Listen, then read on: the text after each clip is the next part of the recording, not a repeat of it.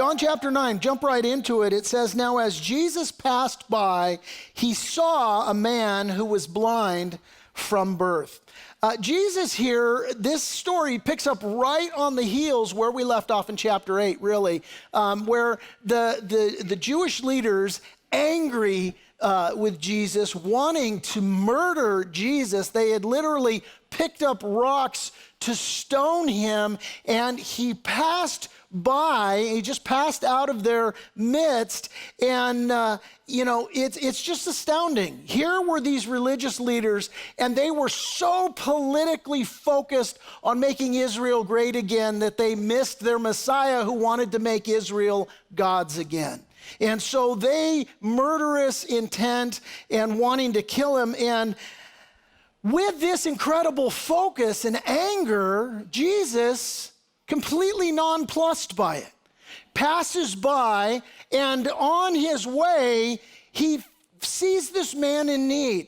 He's not consumed with thoughts of self-preservation. He's not distracted by all of this anger and trying to beat feet and get out of there. No, he simply leaves, and on the way notices a man that needs him and is engaged in the Father's mission and the Father's will. James Boyce, in his commentary, he observes, we find Jesus calm, self-possessed, acting with a profound disregard of his enemies and their hatred. Now, I make this observation because today we're going to focus on two key points. There's a lot to see in this text. Really, the overarching big idea is that the world is living in blindness. We see these religious leaders are blind, and now this man literally is blind. Jesus has come to restore sight to the blind, physically and spiritually. And the great tragedy is that we're going to see these religious leaders, by the end of the story, they're just as blind as they were when Jesus started. Not so this man. But the two key points that we're going to focus on today, and really all of chapter 9, I'd love to be able to deal with it in 1 week, but we really need to take a couple of weeks to deal, to really unpack what's here. But two key points: God's work through Jesus, and secondly, God's work through you. This is what we're going to focus on today. And I want you to take note of the fact that here in our story, and really throughout the New Testament, God's work has always been carried out in a hostile world. It's always been carried out in a hostile world. It began with Jesus, it continues with us, and we live in a world that calls evil good and good evil. And the moment that you take a stand for Jesus Christ and surrender your life to Jesus Christ, allowing him to rule and reign in your life, the truth is you become a target. Jesus will say to his disciples when we get to John chapter 15, if you belong to the world, it would love you as its own. As it is, you do not belong to the world, but I've chosen you out of the world. That's why the world hates you. Remember what I told you. A servant is not greater than his master. If they persecuted me, they will persecute you also. That is a promise from God. It may not be a promise that we turn into a nice little plaque on our wall that we hold to. We love the promises of God that I can do all things through God who strengthens me, through Christ who strengthens me. But the promise of, hey, if they persecuted me, they're going to persecute you too. That's not necessarily a promise that we want to frame and put on the wall, but it is a promise. Now, here's why I'm emphasizing this point, because Jesus is going to make the point that time is short. That the time in this world is short. There's an urgency to his work. There's an urgency to his work for you. There's an urgency to his work in you. And there's an urgency to his work that he wants to do through you. And although we live in a hostile world, we can't hit the pause button and wait for the storm to pass in order to do the work. The storm is not going to pass. This life is a storm. And so we need to recognize that our task is to engage obediently with the Lord and do the work in the midst of the storm, just as he did his work in the midst of the storm. The writer of Hebrews says, you must warn each other every day while it is still today, so that none of you will be deceived by sin and hardened against God.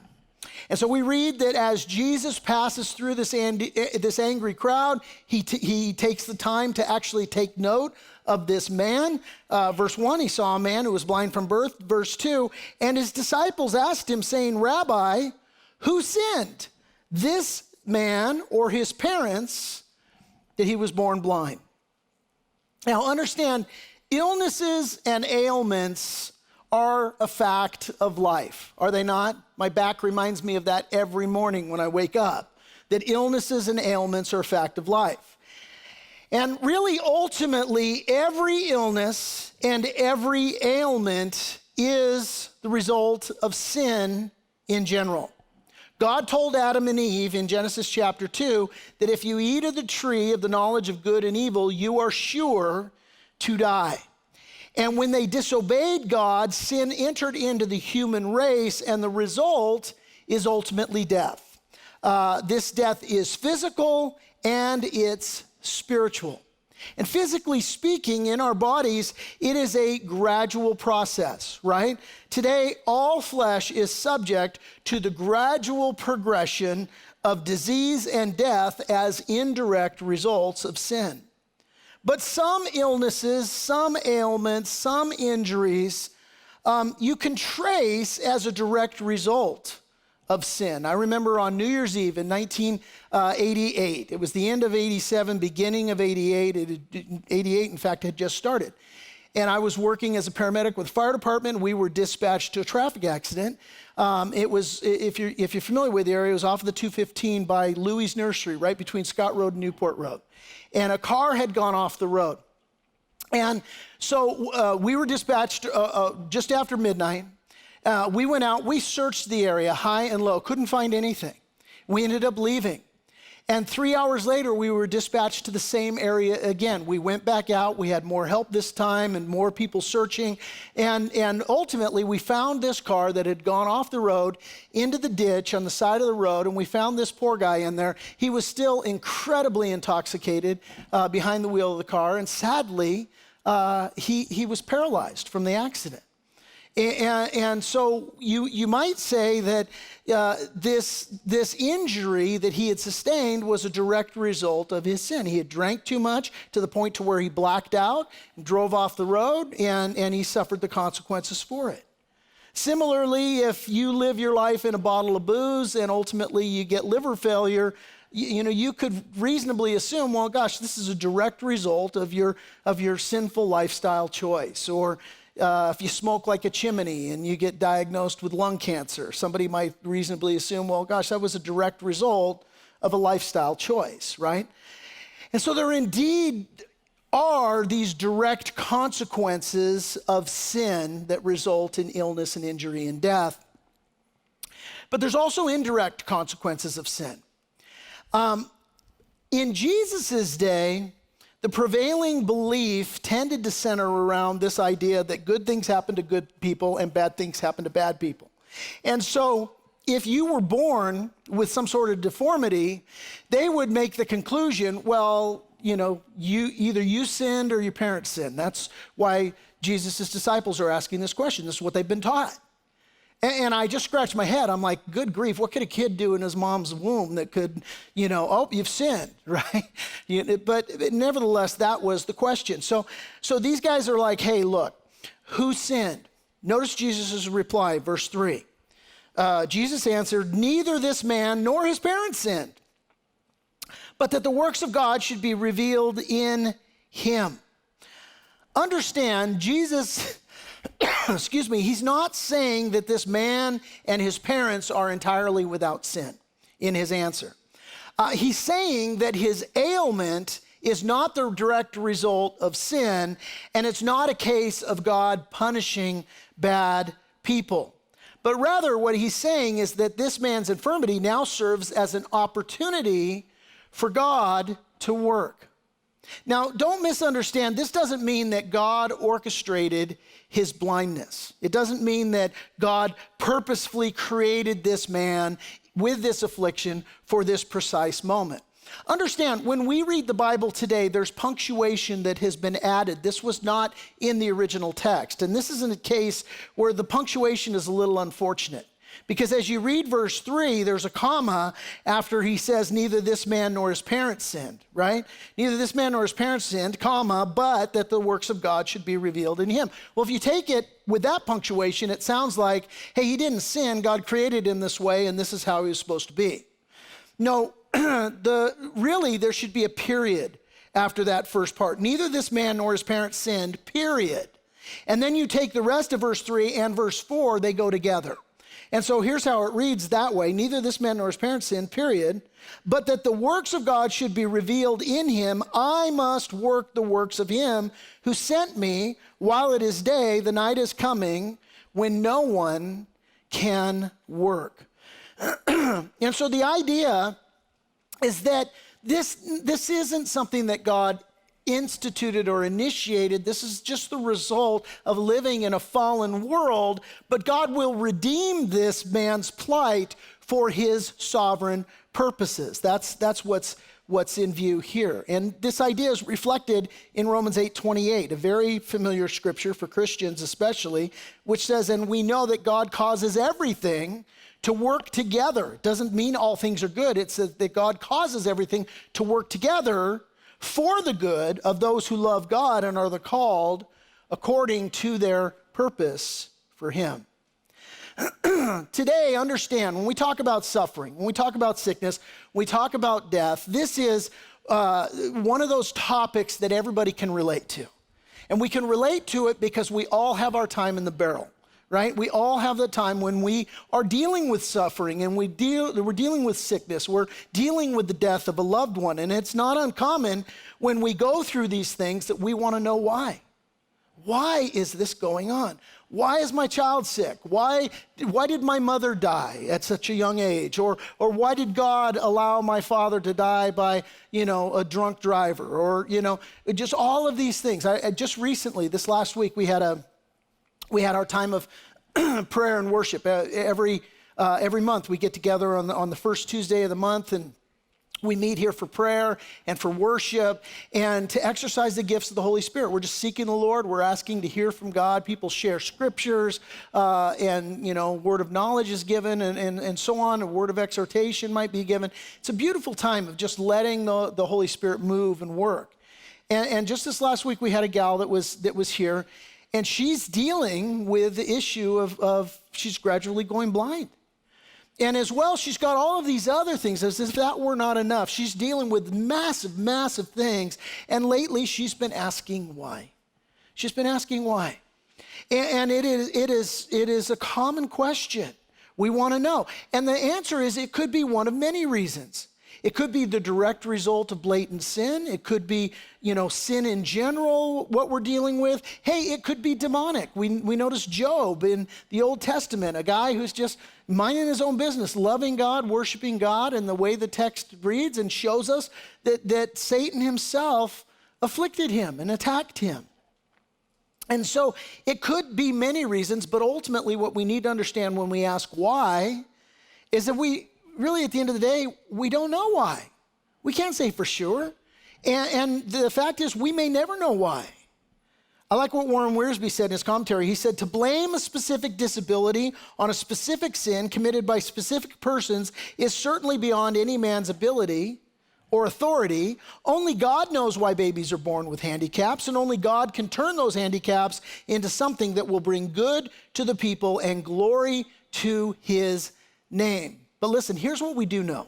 What we do know is that suffering and sickness and disease and death are all vehicles through which God works. Speaking to the Corinthians, we read about the Apostle Paul and how sickness worked in his life as a vehicle for God to work through. He said, even though I've received such wonderful revelations from God, so to keep me from becoming proud, I was given a thorn in my flesh. We don't know what that thorn was, but he had some sort of a physical ailment, some physical malady that bothered him greatly.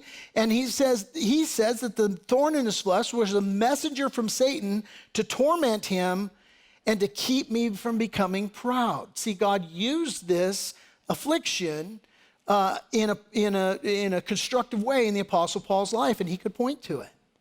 We think about Mary and Martha in John chapter 11. We'll get there eventually next year sometime.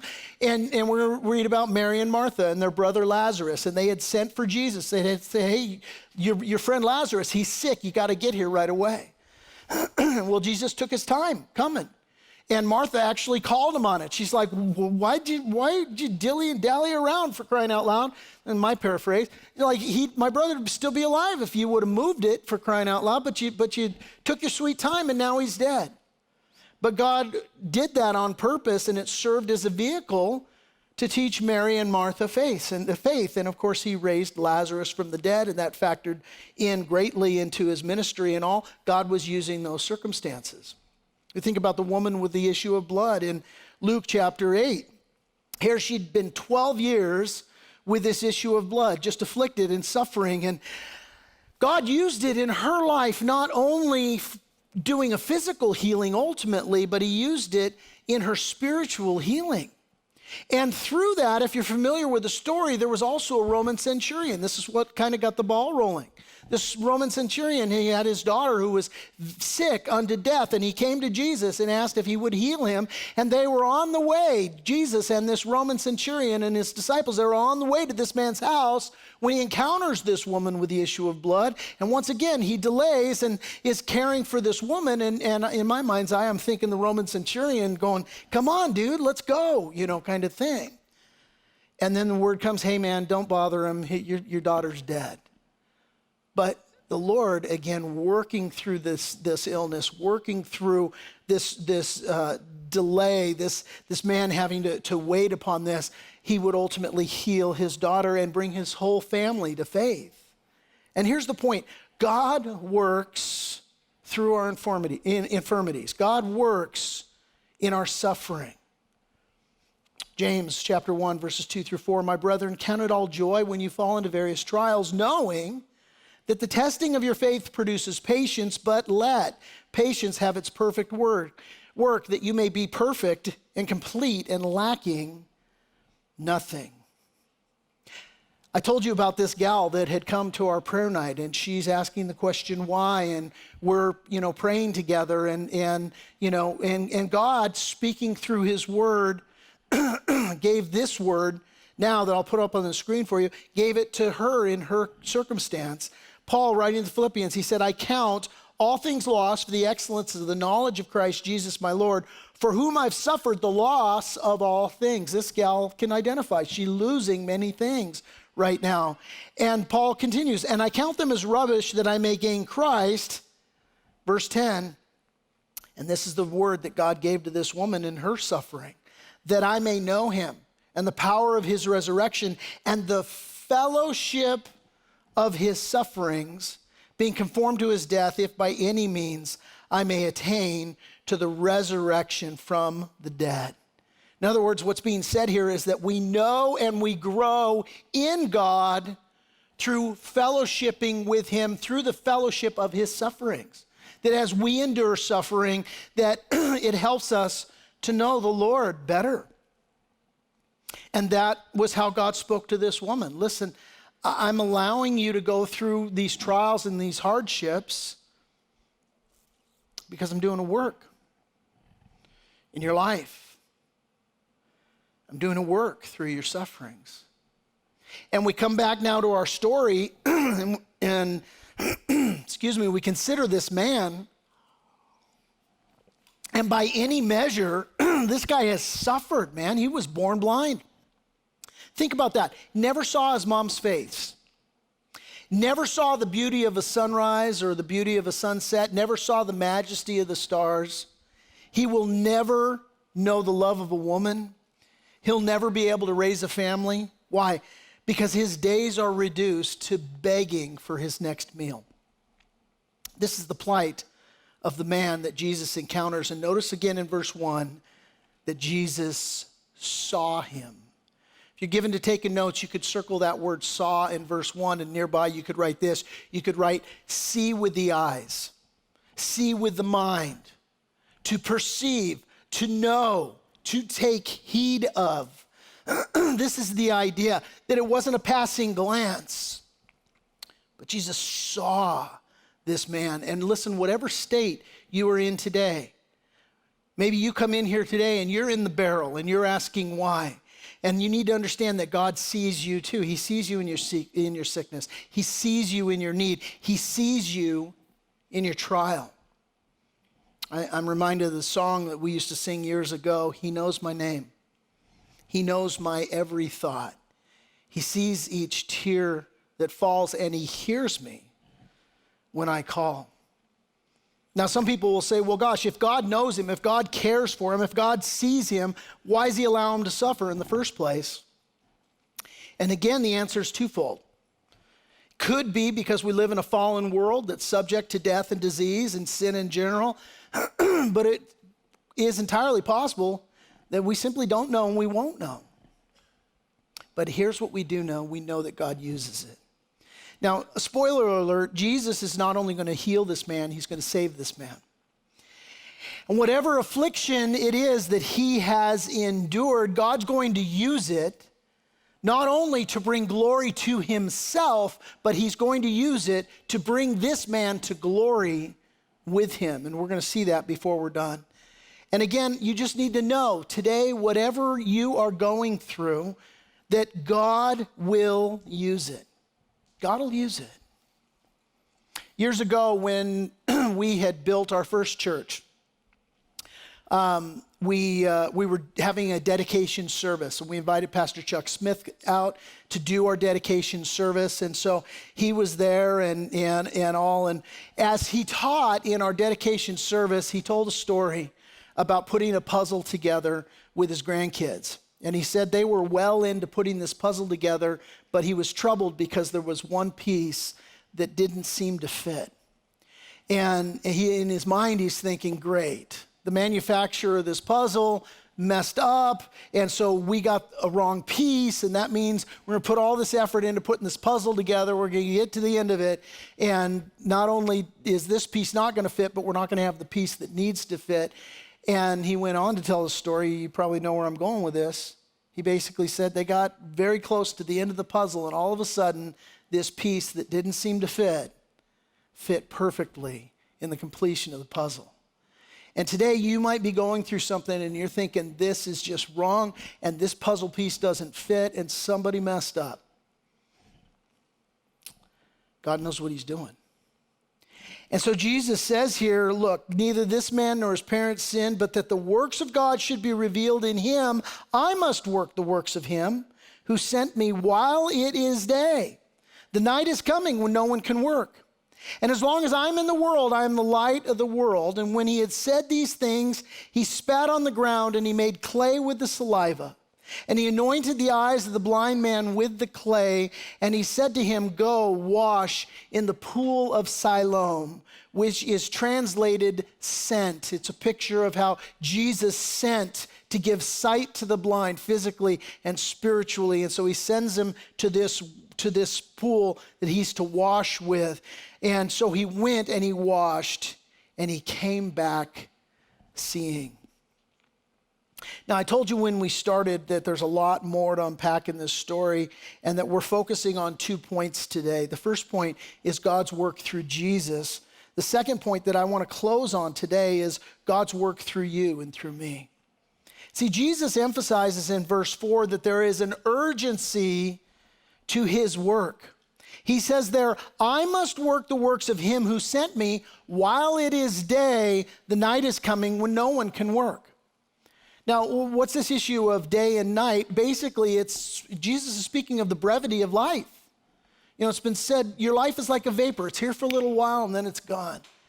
The point Jesus is making is, look, you need to make hay while the sun is shining. I'm here for a brief, defined period of time. You are here on this earth for a brief, defined period of time.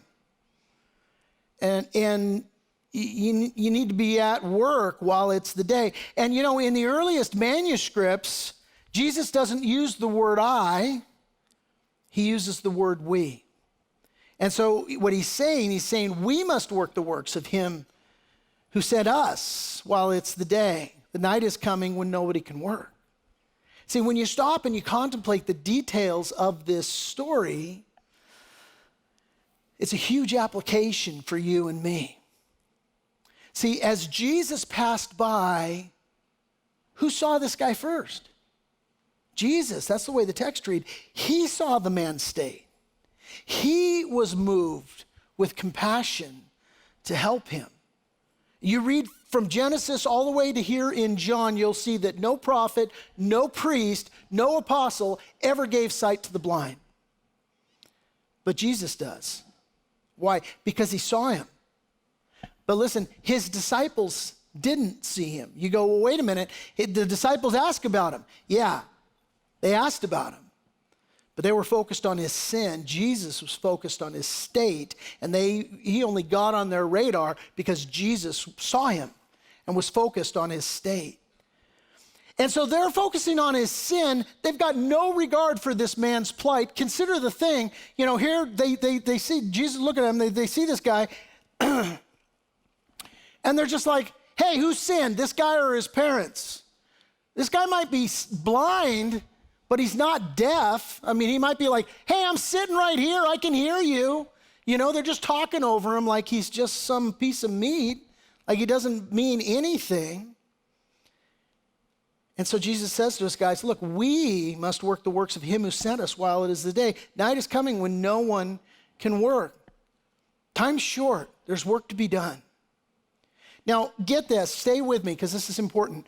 For Jesus, his work, I got to work while it's day. Night is coming. I'm only here for a short period of time. Jesus' work is to proclaim the gospel and to present himself as the Messiah. And his works always served to authenticate his message.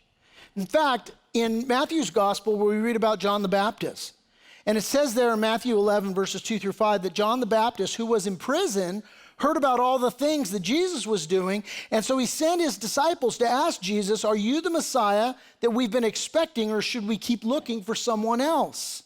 And listen to how Jesus responded. Jesus told them, go back to John and tell him what you have heard and seen. The blind see, the lame walk, those with leprosy are cured, the deaf hear, and the dead are raised to life, and the good news is being preached to the poor. Here's the point I want you to get for personal application is that in a very similar way, Jesus said that our works, just as his works served to authenticate his person and his word, our works authenticate Jesus' message as well. I've got verses. In John 13, verse 35, Jesus told his disciples, by this all will know that you're my disciples if you have love one for another. I've got another verse in the Sermon on the Mount, Matthew chapter 5. Jesus said, you are the light of the world. A town built on a hill cannot be hidden. Neither do people light a lamp, but they put it under a bowl. Instead, light a lamp and put it under a bowl. Instead, they put it on its stand, and it gives light to everyone in the house. Here it is. In the same way, let your light shine before others, that they may see your good works and glorify your Father who is in heaven. And look again at verse 5. That's exactly what Jesus says. He says, as long as I'm in the world, I am the light of the world. And I want you to again take note in verse 1. All of this happens as Jesus is simply passing by. Simply passing by. G. Campbell Morgan makes the observation that our Lord was always doing things apparently incidentally. He found his opportunities everywhere. Here's our application. I'd have you kind of take a walk with this question. Are you passing by opportunities, or are opportunities passing you by? Big difference between the two. Here at Reliance Church, one of our values is missional living. And we articulate that value this way. We say we live out a genuine faith and we intentionally share that faith with others. And guys, I want you to get it. In order to do that, we have to be alert to the opportunities that are all around us. We have to see people. We have to see with the eyes. We have to see with the mind. We have to perceive. We have to know. We have to take heed of them. As we read this story, I am convinced that the disciples never would have seen this guy at all. They wouldn't have seen him all. They would have passed him by entirely. You know, when you're readying your house, if you've ever sold your house, you know that the first thing that your real estate agent will tell you is that you got to clean it up, you got to declutter, right? And they see stuff that you know how stuff is on your counter, and after a few days it just becomes invisible to you. And they come in and they're like, oh my gosh, you got to move that and that and that, and you're like, oh, I forgot.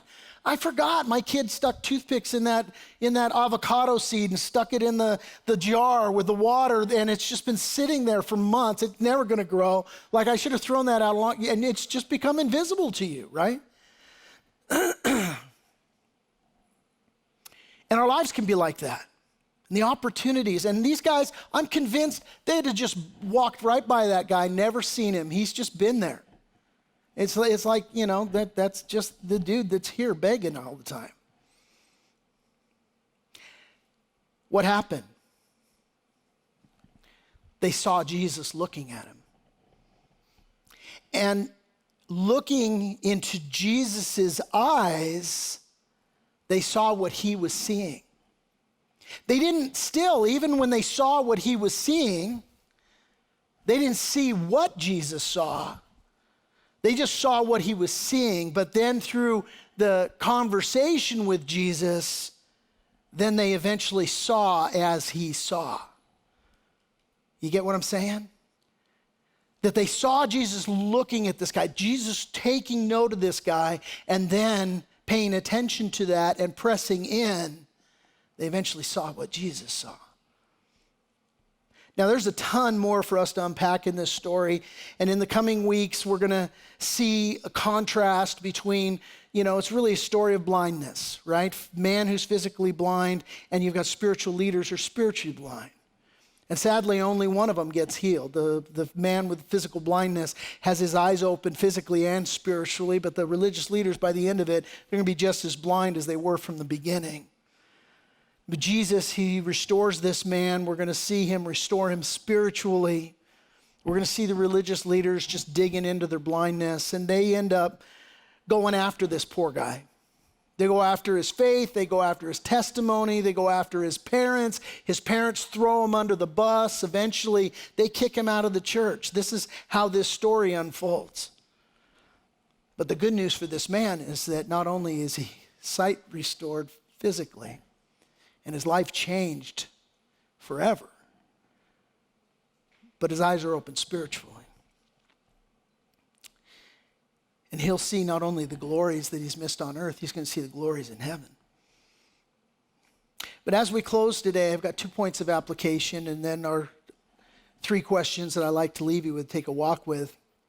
First of all, for those of you that are dealing with sickness and suffering and illness and death, I want you to see that God sees you. He knows he's working. And I would tell you, listen, you're not being punished, you're being pruned. God is faithfully at work. Consider it pure joy, my brethren, when you face trials of many kinds, knowing that the testing of your faith produces endurance. Let endurance have its perfect will, its perfect result, so that you may be perfect and complete, lacking nothing. For those of you that are passing by,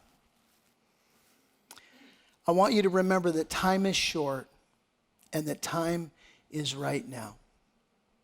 That we have opportunities that we pass by every single day. And if we will take the time to look into Jesus' eyes, to see where Jesus is looking, then we will see what Jesus sees, and we'll be able to act on it. 3 questions. Number 1, Jesus didn't wait for the storm to pass before engaging in the works of God. Does this describe me, or have the storms in my life rendered me inactive? These will be up at the end of the message, by the way, if you can't write that fast. Question number 2, how is God trying to work in my trials today, and what keeps me from trusting him in them?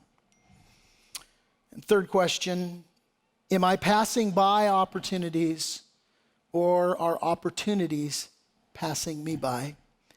And what can I do to change that?